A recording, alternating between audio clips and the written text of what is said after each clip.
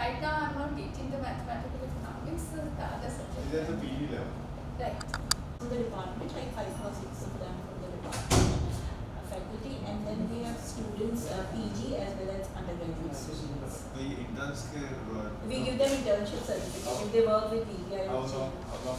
Sir, जो इनका break होता है around. इस साल नहीं आई?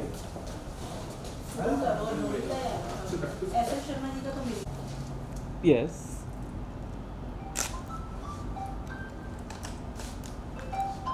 Yes. Thank you. This is a pleasure. Good morning, ऐसा कौन है ना? पिछले दौरान सर मेरे साथ कौन क्या सिंह साहब? Sir, Dr. Vijay Singh, former director of NITI Aayog chair. Many times I invited one of the white easily if I no, they are talking because I have been to teacher as a ratio. So their memory is very sharp. Long tradition actually. Yeah, that is it. पिछले साल बैठे हैं हमारे. उसको reschedule करना पड़ा second, so I requested sir if it is possible. My simple thing is the expert technically one should not show the I know, sir. because the problem is both are very difficult. Our dean, sir, social sciences, Professor.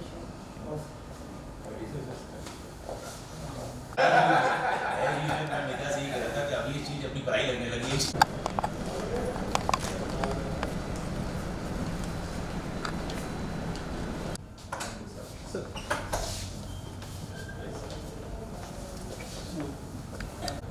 You know the measurement. If the start charge evidence is makes no sense.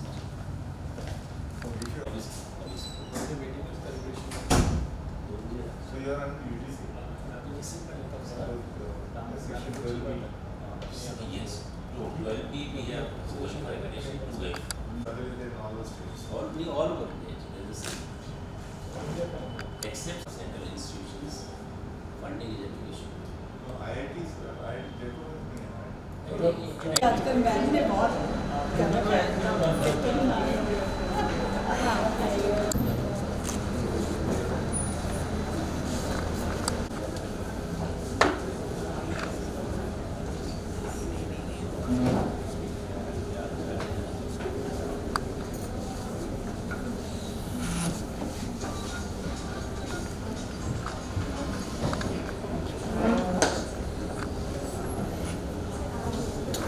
Warm welcome to this beautiful day that brings together a wonderful academic fraternity.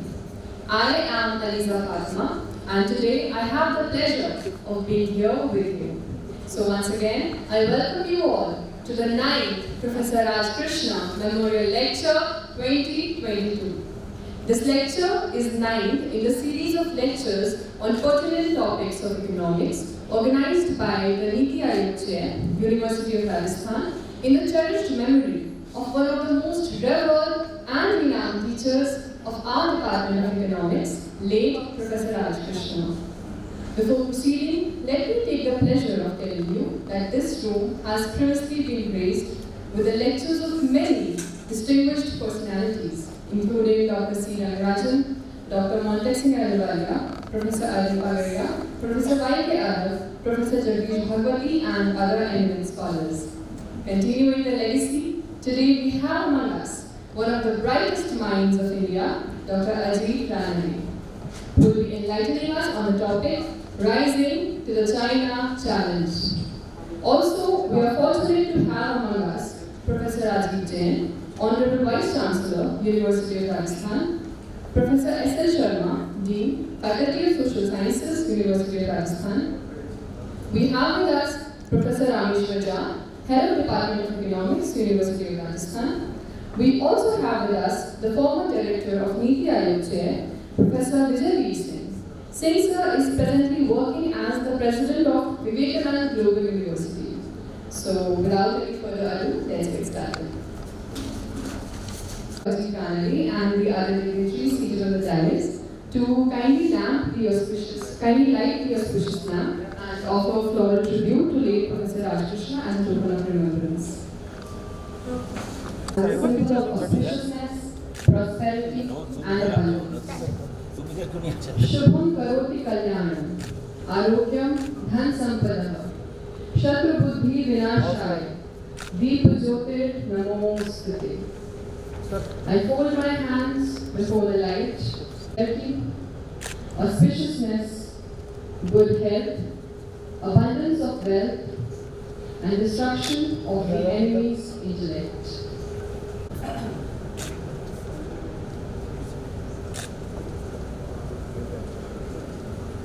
And with this,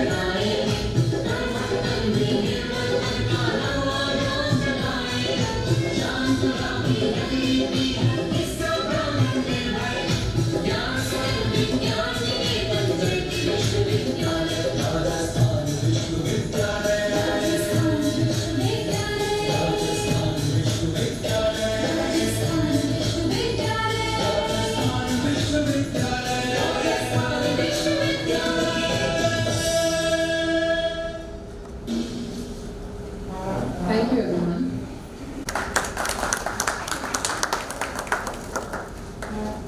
I request Dr. Moving forward, may I request Dr. Swati Batra to please welcome Professor Vijay. I would now request Dr. Suman to extend a floral welcome to Professor. Thank you, teachers. Moving forward, welcome our august gathering. VGU Jaipur, Professor S.L. Sharma ji, Dean Faculty of Social Sciences, Professor Meeta Mathur, Director NITI Aayog Chair, my respected teachers, Professor Kanta Ahuja, Professor Narayan Sinha Sahab, Professor Krishna Sahab, Professor K.L. Sharma Sahab, respected guests, dear students, faculty members of the department and university, deans of different faculties, head of different departments, dear students, friends, media persons. Being head of the department, I welcome you all in this memorial lecture. It has been a great privilege for me to be associated with the Department of Economics in various capacities, from being a student to its head. The department was set up in 1949 with the Professor M.V. Mathur as its head. The department is one of the oldest teaching departments of the university. The department was distinguished itself in academic and other activities. The department has had eminent economists of national and international repute as faculty members, like Professor M. Mathur, like Professor Raja Chalia, like Professor Raj Krishna, Professor G.S. Balla, Dr. C. Rangarajan, Professor Y.K. Alag, Professor Kanta Ahuja, Professor C.S. Barla, are to name a few. The department has a quite long tradition of imparting training and quality education in various fields of economics to young students and scholars. The department has a planning commission chair since 1996, established by the Planning Commission, Government of India, to promote research and regional planning in Rajasthan. The department has a workstation for promoting research set up by Directorate of Census Operations, Government of India in 2015. The department is equipped with computer labs, with research softwares, and a library with more than 4,000 books. The department also publishes a research journal, Aayog. Professor Raj Krishna was professor and head of the Department of Economics, University of Rajasthan, Jaipur, during 1967 to 70. He coined the much quoted phrase, the Hindu rate of growth, to describe growth trends of Indian economy. At that time, it appeared around 3.5%. In 1995, after his death, the Department of Economics instituted a lecture to commemorate Professor Raj Krishna, who had given a new glory to teaching and research in the field of economics. So far, 8 memorial lectures have been organized by the department, making present one as 9. I am sure that each one of us will benefit from this lecture. Thank you. Sir, I now invite the Director of NITI Aayog Chair, University of Rajasthan, Professor Meeta Mathur, to tell us more about today's memorial lecture and also about our...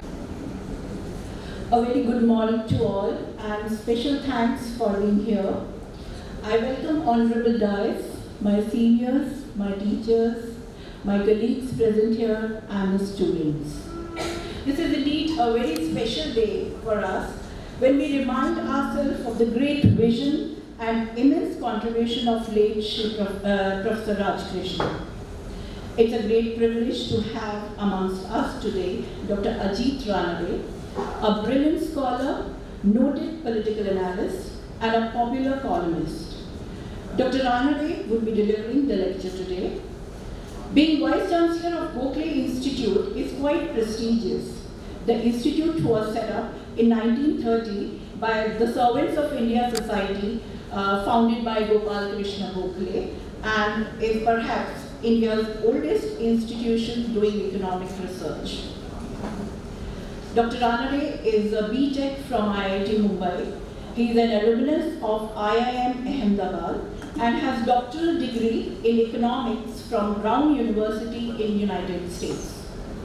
He has had long teaching association with IGIDR Mumbai and Indian Council of Research in International Economic Relations, New Delhi. Sir is a columnist with Mumbai Mirror and writes in Business Standard, The Economic Times, Financial Express, and IBN Live, among others. Dr. Ranade has served on various committees of RBI, including the Committee for Fuller Capital Account Convertibility. Dr. Ranade has also been consultant to World Bank. His interest focuses on reforms.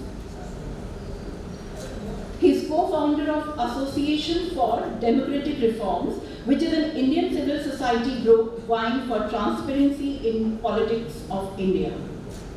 His deep insight and analytical skills on economic issues led him to rise to the position of Chief Economist Aditya Birla Group. I'm extremely thankful to you, sir, for accepting our invitation and sparing a day out of your prior commitments. Professor Raj Krishna Memorial Lecture is a tribute and a gesture of respect to late Professor Raj Krishna.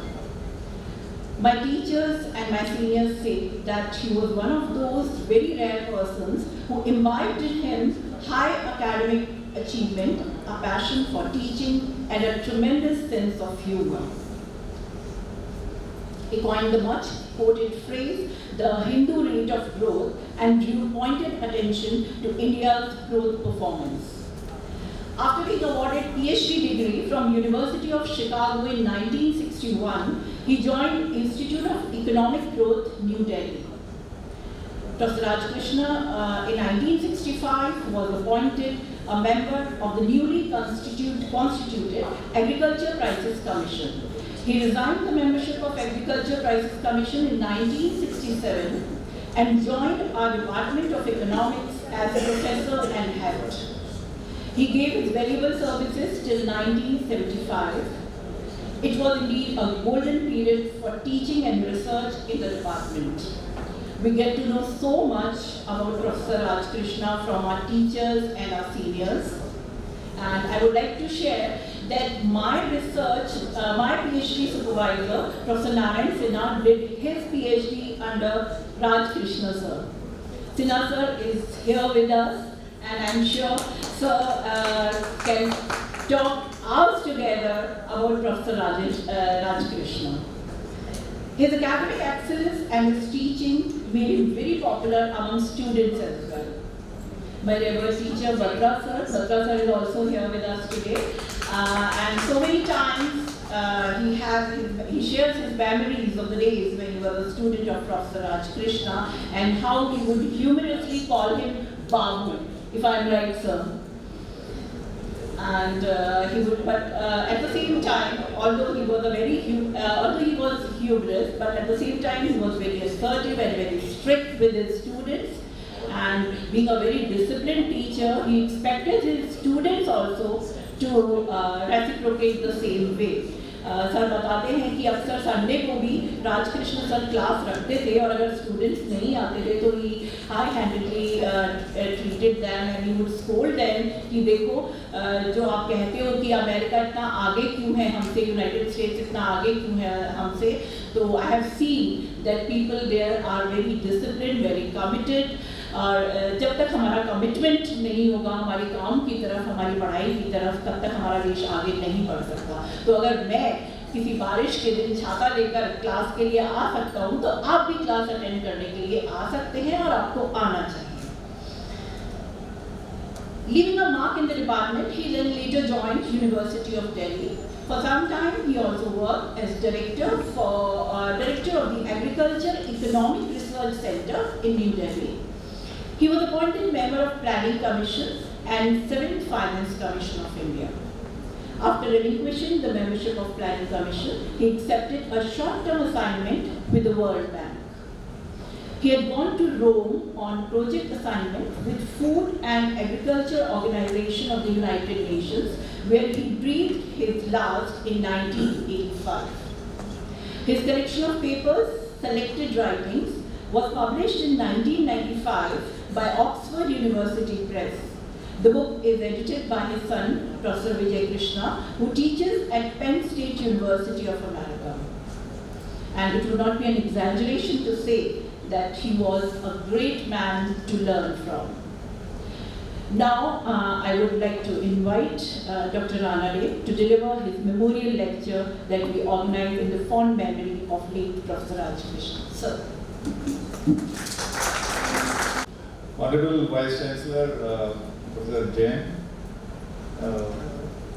Head of the Department, Professor Ramesh Pagar, Special Invitee and Vice Chancellor, and I believe former members, colleague here, Professor Vijay Veer Singh, the Dean, Professor S.L. Sharma, and of course my host, and the reason I am here because of her very kind and insistence, Professor Nika Mathur.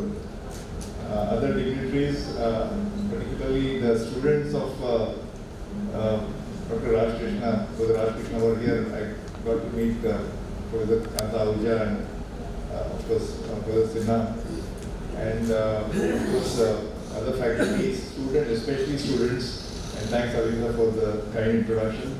So a very good morning to you, and mera namaskar aapko.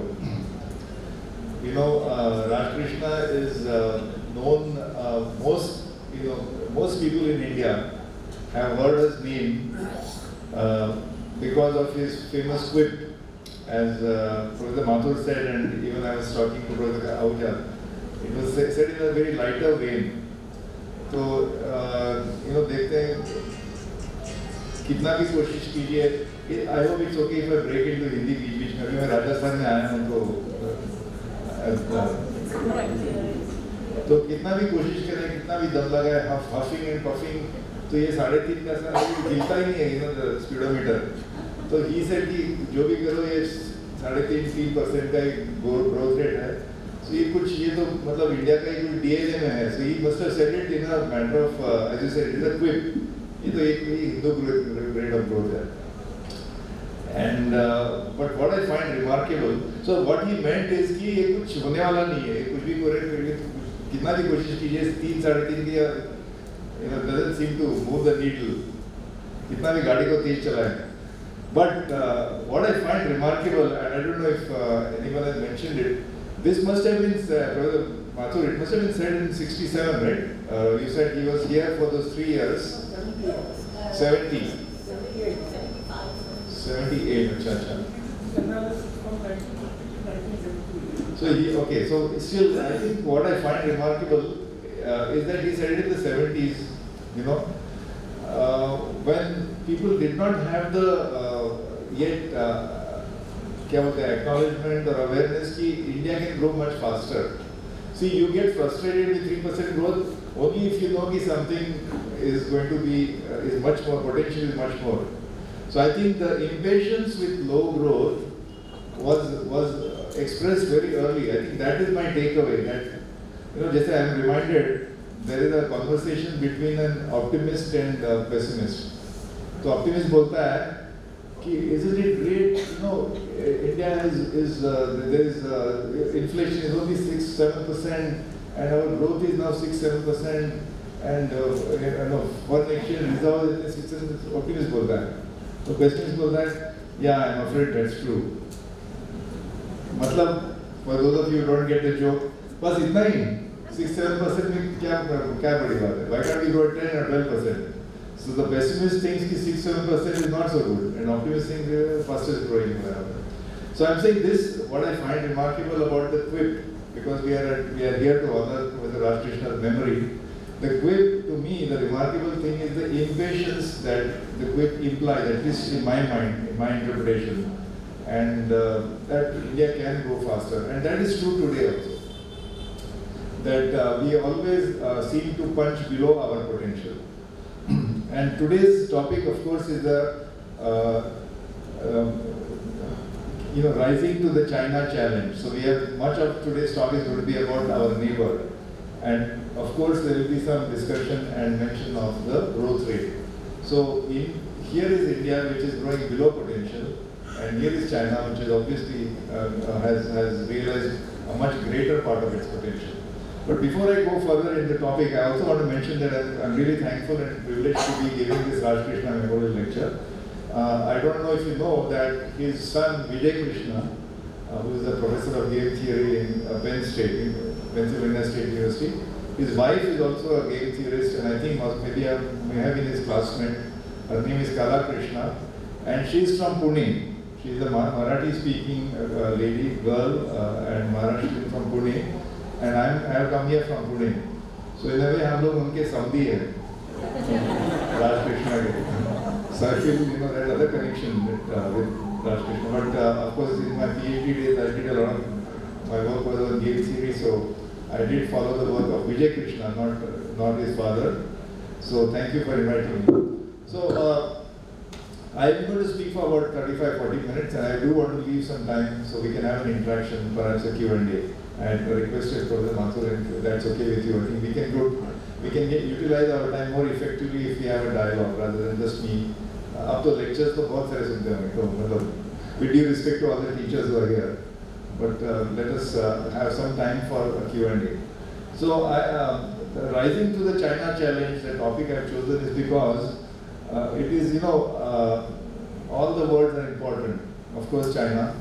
Challenge. Is it a threat? I don't know.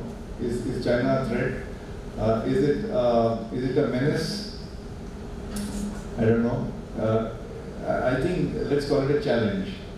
It is India's neighbor. It is the second, the largest country in the world in terms of population, and I think in terms of area also it's probably second or third largest after Russia and Canada. So there is something about China which poses a challenge to us. That's the spirit of the word challenge. Second, I've used the word rising. So I'm deliberately not saying defeating China, overtaking China, destroying China. I'm just saying rising to the China challenge. So what does it mean? First of all, so I need to tell you a little bit about what the challenge is. And before I tell you about the challenge, of course, I need to remind you what the Chinese economy or Chinese country is like. Both India and China like to say quite often that we are very young, recent nation states. हम लोग का जन्म लगभग एक ही time हुआ. 1947, the Republic of India became independent. The Republic of India was born in 1950. China was born in 1949. So लगभग they are very similar. But we always like to say that India and China represent ancient civilization. So I'm not going to try and explain to you what is civilization. But basically this is a very common way, is that we are young nation states, young meaning abhi to 75 years old, but ancient civilizations. By comparison, some other independent countries, those who have been independent, for example, say USA, they have been independent for more than 220 years. I think the country like Iceland has been an independent country for maybe 1,000 years, I don't know. But of course, during the colonial era and the post-colonial era, a lot of countries became independent around the time that India and China also declared independence or became independent republics. I want to make a distinction between becoming independent and becoming a republic. I hope all of you are clear about that. So we became a republic in 1950. The amazing thing is that when India became independent, the United Nations had about maybe 120 members, 150 members. Today the United Nations has 200 and something members. So 100 to 200 kaise ho gaya? It's not like more real estate was discovered, in the world. So how did that magic happen? That happened because countries which had become independent progressively broke up. Even the great nation called USSR broke up into 10 different countries, 10 different nation states. As recently as last year, 2-3 years ago, a country called Sudan broke up into two. Now there is a separate country called South Sudan, which is recognized by the United Nations. So India and of course China have remained in one piece for 75 years. And I would say particularly India because it's got one of the most diverse and incredibly, on every metric, it is incredibly diverse, whether it is religion, language, cuisine, culture, ethnicity, you name it, even race. So for such a complex and diverse country to remain in one piece, when we have evidence that so many countries are broken up, is nothing short of a minor miracle. Let's remember that, and I would say celebrate that. So same thing is true about China, but China is not as diverse, I would say. They do have their own diversity. Any large country with a billion plus population is bound, and such a large geography is bound to have its own, diversity. What I would like to begin with is to remind you that in 2021, that is last year, the Chinese Communist Party celebrated 100 years of existence, the 100th anniversary. So the Chinese Communist Party predates the existence of China as a nation state. And how did it begin? There were two intellectuals, abhi unka naam mere samne nahi hai, Chinese intellectuals, who decided to form the party. Maybe it began like an Aam Aadmi party or something, I don't know. So there was no major, big time planning, though intellectuals say, and their intellectual inspiration was obviously the Soviet Union, the Bolshevik Revolution, which happened in 1917 or rather 1920, early 1920. This was found in 1921. In a way, they were supported by the Soviet Union, so it was like an export. The Soviet Union then, after the October Revolution, when they overthrew the Tsarist regime, this was a heady time where they were interested in exporting the communist system to the world. So one of their first export destination was China.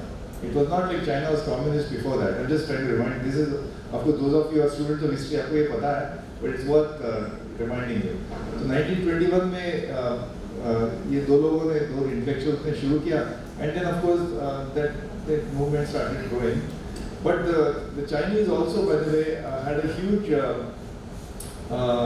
disruption or a huge disturbance internally, because on one hand they were fighting the Japanese imperialists. Japan had invaded, I don't know if you remember the horrible story of the rape of Nanjing. The Nanjing mein jo massacre hua Japanese. So the Japanese were, the Japanese colonial ambitions meant that they had invaded China. And so there was this war with Japan, and at the same time there was a civil war between the Kuomintang, which was kind of the right-wing party, they call it, and the Communist Party, which was founded by the intellectuals. So there was all this tension. Ek to kabhi ye Kuomintang and Communist Party, they used to get together and fight the Japanese. Kabhi they used to fight each other. And this continued from 1920s all the way to 1949. So the China actually suffered almost 30 years of civil war. This was a civil war internally between the Kuomintang and Chinese Communist Party. And there was this great one period in 1934-35, which was a great withdrawal. What is it called? The Long March. Those of you who have read the biography of Mao, because now comes this new figure, or this person who rises to the top, called Mao Zedong, or Mao Zedong they call it. 1934-35, there was a retreat. It's called the Long March. It was a very punishing, very full of hardships. A lot of people died because they had to retreat. They were losing. But eventually, these people came back. At that time, it was called the Red Army. And there was this young officer then who slowly started taking control. That person's name was Mao Zedong. And because of Kuomintang, there was corruption and there was internal dissent and so on. So ultimately, these people were able to drive out the Kuomintang. So now what we call Taiwan today is where the Kuomintang went, and so it was driven out, and finally China declared itself as a republic, independent nation in 1949. They drew out the Japanese. Just like people have to remember that in the Second World War, the largest sacrifices and the largest contribution was actually done by the Soviet Union against Hitler. Similarly, the huge pushback given to the Japanese. Remember, the Japanese were invading. They had come to Burma, they were coming to Calcutta, they had come to Singapore. The Japanese also had very strong ambitions. They ultimately, the nuclear bomb actually put a this thing to that. So, but people also have to remember that the Chinese contribution to the pushback to the Japanese is also important on this side. So finally, and Mao became the supreme leader. And the Mao era was not, I told you, it started in 1934-35 when he was just an officer of the Red Army. But he took control, he consolidated the army. This was a long march, so some retreat over there. They all went into the rural areas of China. They had to, because they were facing defeat. At one time they thought the Chinese party will be annihilated. Itni buri unki halat thi. But they came back, and this young officer rose to become the general, and he became, as you know, Chairman Mao. So he took control of the party, he took control of the state as president of, I guess, and then also of the military. That was 1949. And the Mao era went all the way to 1976. And it was a very poor country, by the way. Just like India. India was also poor and illiterate. China also was poor and illiterate. Newly independent nation. The per capita income in China was lower than India actually. And at least India had this great experiment. You know, the many development economists in the world were excited. This new country called India, the planning model, you know, Lopez, Mr. Nehru, and I'm sure Raj Krishna was also part of that early excitement. Who's who of the development economics world came to India, including, believe it or not, Milton Friedman. I don't know whether Milton Friedman came to India in 1956. So there was this India which was a great promise, but China was a backward comparatively. I don't think people went to China with as much excitement. And anyway, because Mao had decidedly turned, and this was the heyday of the Cold War. If there's one thing that the Americans hated, it was the communists. So they were extremely apprehensive and worried about the spread of communism. So there was not that much excitement among the Western scholars to go to China and rebuild that nation, but certainly in India. So 1949 to 1976 was the Mao era, and there were several disasters. I don't want to recount the entire history, but the two major disasters, one was the Great Leap Forward, and another was the Cultural Revolution, where it is said tens of millions of people died of famine. So Mr. Amartya Sen, the famous Nobel laureate from India, has said that in a democracy, famines will not lead to deaths. That was his big thesis, because in a democracy, the press, the freedom of the press, will ensure that the information about distress will get spread. And because of the information, so the resources will rush towards the distressed areas. And I think there is some validity to this, that India has not seen those kind of famine deaths. We have the famine of 1943 before our independence in Bengal, and it is claimed and also now I think substantially proved that famine was caused by Churchill. I would recommend a book by a scholar, I think Mrs. Mukherjee, I forget her name, Bengali lady, who was very solidly and very painstakingly documented the connection of the 1943 famine, which led to perhaps more than 1 million or 2 million deaths, and the policies of Churchill, where deliberately food grain was denied to the Indian public so that the British troops, it was taken away from India. But that was different. But India has not seen famine deaths of the kind China saw. China saw starvation deaths of tens of millions of people because of some crazy, now we can call it that Maoist policies. But this era, Mao era, went all the way to 1976. There was, who knows how much growth, I'm sure the World Bank and the IMF were keeping track, but those growth numbers were not reliable. And I think if Raj Krishna called it the Hindu rate of growth, I don't know what you would have called China. It was Han rate of growth or something, because it was almost stagnant. Yet, the great wily statesman or minister or foreign minister called Henry Kissinger and his boss Richard Nixon, right-wing president in USA, as right-wing as they come, like President Trump or something like that, they decided that they were going to go to China. So very secretly, a plane Karachi, I think they landed in, not Karachi, Lahore or something. Nobody knew, and suddenly there was plans that Mr. Nixon, the president of USA, would go to China, 71. And 71, India had a genocide happening next to us. In East Pakistan, there was genocide, rape and murder of people. And India was just standing by, kya ho raha hai? And the US and the UN, there was just silent. I mean, of course, the Europeans had started saying, so finally India decided to send our troops inside. And the great Mr. Kissinger and Mr. Nixon, kya gali mile India ko?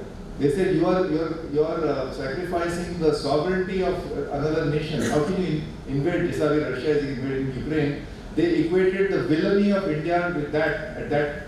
They were not worried about the fact that there was genocide and murder of citizens happening in East Pakistan, but they were more worried or criticizing India's sending troops. इधर वहाँ Chinese के साथ friendship हो रही है. यहाँ पे they sent the 7th fleet, the US Navy sent the 7th fleet to the Bay of Bengal, and thanks to Russia's help and thanks to our Prime Minister Indira Gandhi, we were able to kind of hold our ground. And you know what happened? The the independence of Bangladesh, the liberation of Bangladesh, and India withdrew after that. We didn't capture territory. So I'm saying around that same time, this thing was going on, this friendship to China. And the most unlikely, because the Republicans, the right wing of the United System political spectrum, was actually much more anti-communist than the liberals. In general, America was very fiercely anti-communist, but if anything, the right wing was extremely, and they were the most unlikely people to reach out to communist China, but they did. And uske baad headline ekdam badal gaye. China is a great nation, it is an ancient civilization, it is so rich in culture and language and scholarship and and so on and so forth. So you will see the change in American tone. Because why did they do it? Because they thought that is the way to counter the weight of USSR, Soviet Union. That was the strategy. So Mr. Mao died in 1976, and he had during the 1934-35 the Great Retreat, as I mentioned, unka ek lieutenant hua karta tha, who also was a military leader. His name was Deng Xiaoping. So Deng Xiaoping then slowly rose to power. And it's amazing that just, we talk about Mao, and now we of course we got to talk about Xi Jinping. Mr. Deng Xiaoping did not hold any office. It's like Jayaprakash Narayan in our movement which happened in 1978. He was not the prime minister, he was not president of China, he was not premier of China, he didn't hold any high office, and he was the most powerful. This is the Deng Xiaoping era, and he is the one who transformed, just an outstanding transformation of the Chinese economy. From 1978, the economic reform started, and in the next 40 years or so, 1980 to 2020, 1978 to 2018, they actually celebrated, just like we celebrated last year, our 30th anniversary of economic reforms of India, which we dated at 1991. They dated at 1978. 78 to 2018, in 40 years, per capita income went up by 70 times. 70. Today, China is the second largest economy in dollar terms. And in PPP terms, purchasing power parity terms, it is actually bigger than America already today, not 10 years from now. $15 trillion is its size. Per capita income up by 70 times, 70 times in 40 years. National GDP in real terms is 10 times bigger. It is an export juggernaut. Exporting juggernaut. The entire strategy of the Deng Xiaoping era was they believed that the only way it's not a democratic country by conventional definition. But the Communist Party is 100 years old. How does it stay one party rule? Kaise hota hai? So the legitimacy that the Communist Party gets is from job growth and income growth and GDP growth and industrial growth.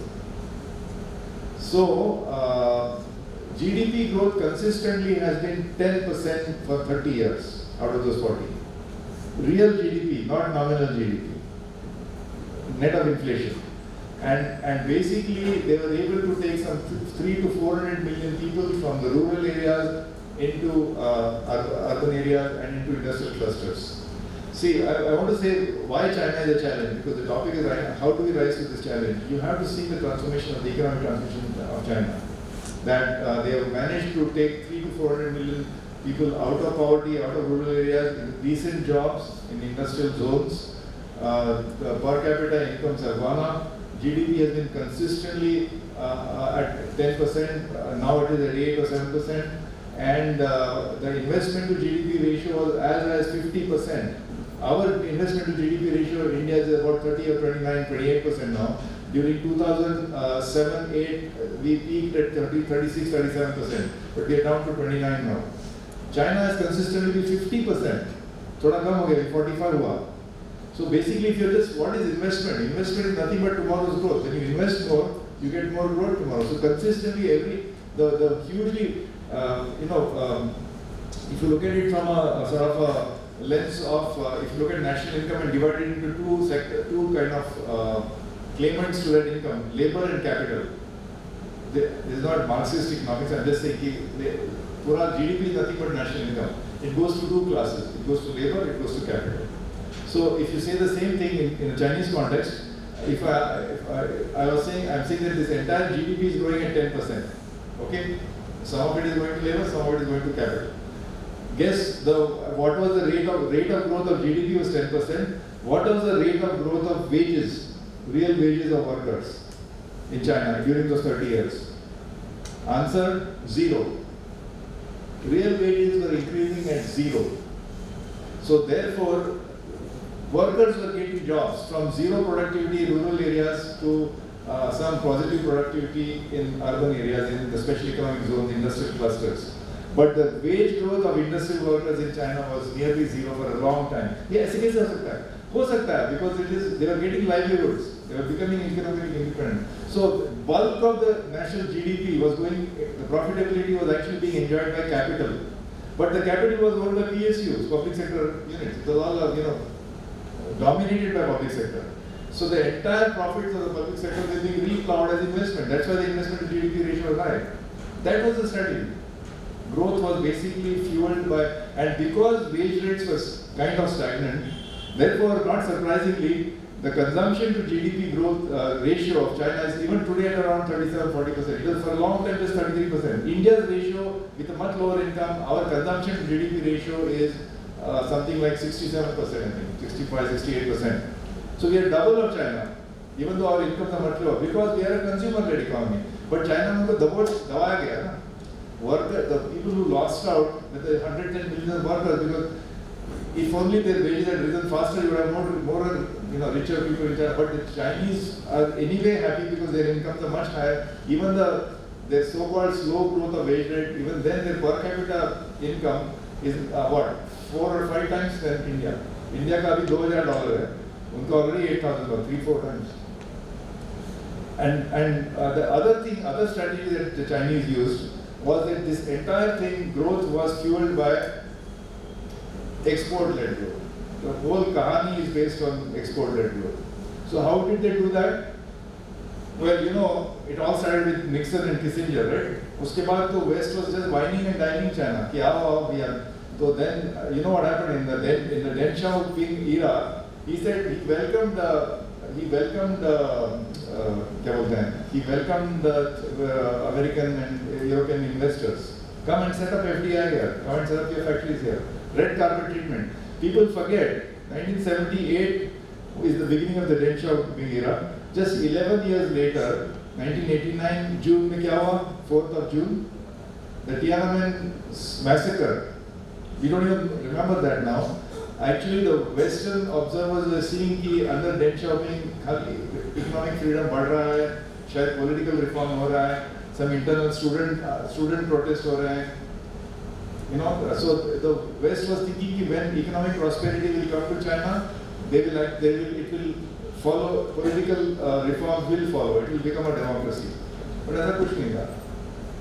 Actually, the Tiananmen massacre just showed that they actually just crushed the movement, student movement. It was not really a movement for political freedom. It was actually a intra-party fight, and the West has forgotten it. They misread the whole thing. And 89 June में ये हुआ, लेकिन 89 November में the Berlin Wall fell. So East and West Germany became one. The Soviet Union fell. So the entire Western media was consumed by the Berlin Wall. So we forgot about what happened in China. And then of course China went back to being the lesson of 1989 was, this was still the Deng Xiaoping era. He was still the champion of economic reforms. But the party is supreme. The party is the boss. The Communist Party is the boss. बाकी सब कुछ हम करेंगे, we'll do economic reforms, but without threatening the political supremacy of the Communist Party of China. So that was the lesson from. And then what happened is that so it was export-led growth. So basically the Western companies were going in big growth. In the last 30 years, the amount of Western investment that has gone into China is $2.7 trillion. $2.7 trillion. By comparison, India has got in the last 30 years about 600 or 650. So हमारे 4 गुना.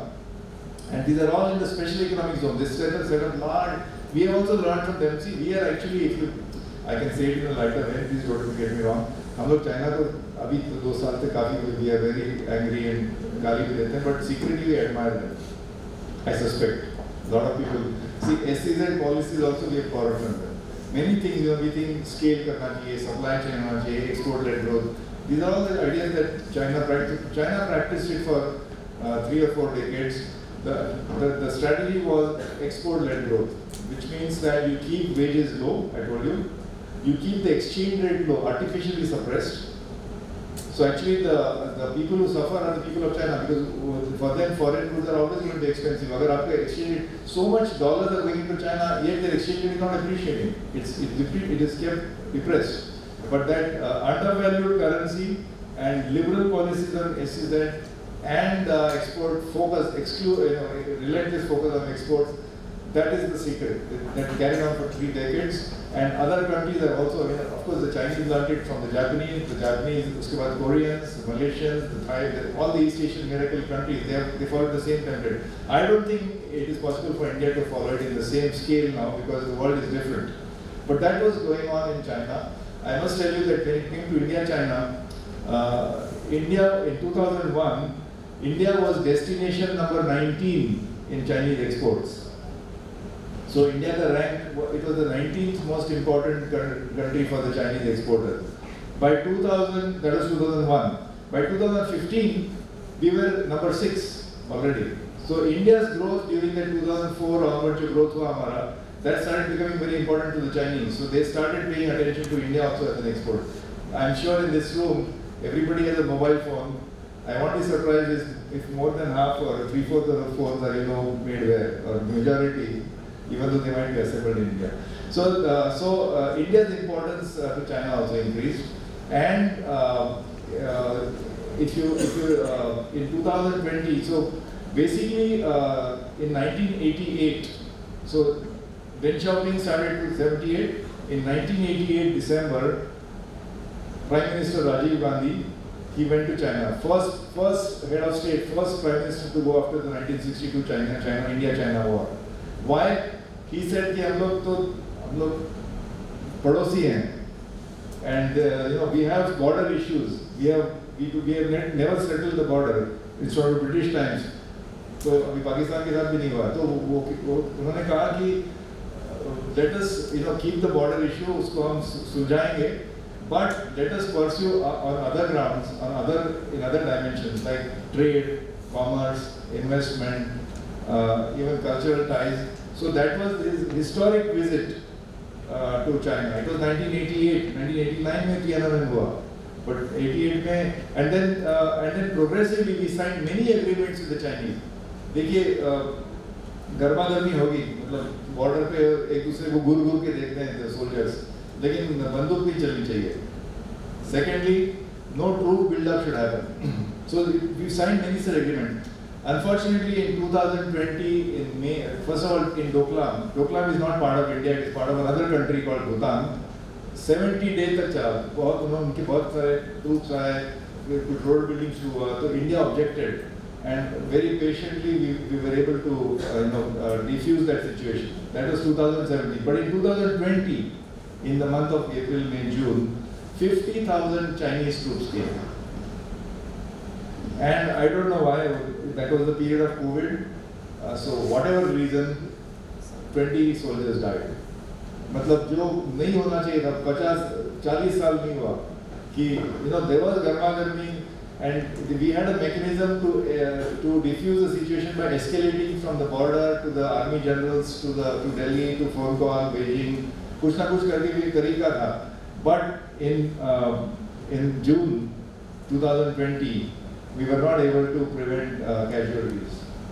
And I believe there is a decisive change now. So I used to think that for many years we were able to pursue bilateral relations by keeping our trade, commerce, investment and cultural relationship in a separate compartment, and border issues like in Ladakh or wherever, Arunachal, in a separate. तो वो भी pursue करते रहो diplomacy के through, और इसको भी pursue करते रहो. That's why bilateral trade वगैरह वगैरह. In 2020, when this incident happened, and this I think is the change. So Deng Xiaoping, of course, that era ended, उसके बाद 2-3 प्रेसिडेंट्स हुए, हु जिनताओ हुए, फिर वेंजियाओ, but really Jiang Zemin. So after Deng Xiaoping was not president, by the way. As I told you, he didn't hold any office, but Jiang Zemin era happened, then Hu Jintao, and उसके बाद एक नए हस्ती आए, the new guy, new boss came, his name is Xi Jinping. So the Xi Jinping era is the third. So there is the Mao era, there is the Deng Xiaoping era, and now there is the Xi Jinping era, which is back to Mao. So whatever economic reforms or some party reforms that Deng Xiaoping had introduced, I think Mr. Xi Jinping is back to complete control. He is the head of the military, he is head of the party, he is head of the country. All three major things he heads, and he is much more aggressive. The Deng Xiaoping का एक paradigm था, philosophy की lie low, bide your time, or cross the river by feeling the stones. I don't know if you heard his famous 10 aphorisms. So वो सब अभी abandoned हो गया. It is much more belligerent, much more aggressive, and lots of change. So the Xi Jinping era, under the name of anti-corruption, he has arrested so many of his political rivals. He is going to be. There was supposed to be term limits. Deng Xiaoping said that nobody can be president for more than 2 terms.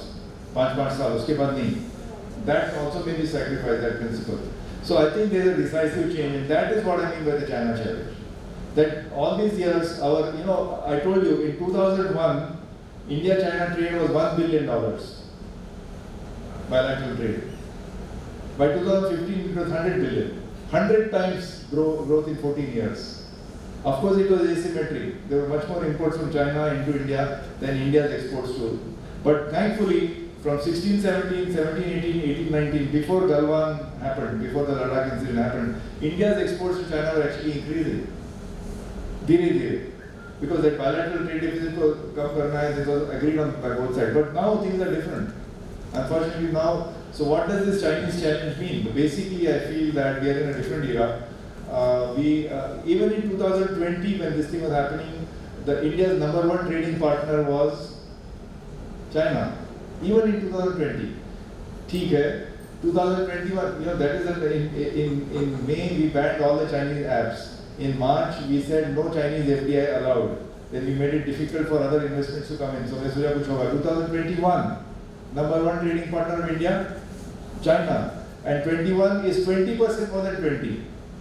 2022 में वही हालत है. So it is very difficult. So that's the China challenge. How do we extricate ourselves this Chinese dependency? So I mean, rising to the China challenge, according to me, will be it's a very difficult task, because I believe that unless it's a domestic agenda, it's not like defeating China in some international competition. Our lady, she goes and it's not like defeating them in badminton. It is actually it's a domestic agenda. Meaning our economy has to get stronger. Our China dependency has to progressively go low. We cannot decrease our dependency overnight, because, for example, in critical sectors like healthcare, यहाँ पे penicillin नहीं बनता है, paracetamol नहीं बनता है. You have to import the key APIs, advanced pharmaceutical intermediates. 60%, 68% of our APIs come from China. Even like when you use a washing machine, जो front loading होता है, उसका compressor भी China से आता है. Air conditioning. Till recently we had to import compressors from China. So, in fact, during COVID, you used to press this, वो दवा के वो जो sanitizer लगाते थे, तो जो pump करने का जो plastic है, that has 16 moving parts. There was nobody in India producing it. It had to be imported from China. And why can't we do this? I don't know. Why are we not able to? Escalators, wheelchairs, you name it. Not just mobile phone. Mobile phone तो आपको सबको पता है. If you can't afford an iPhone, you go to Xiaomi. Xiaomi का बड़ा एक ad चल रहा है. But by the way, even iPhone, Mr. Tim Cook, the CEO of Apple, American chief executive of Apple,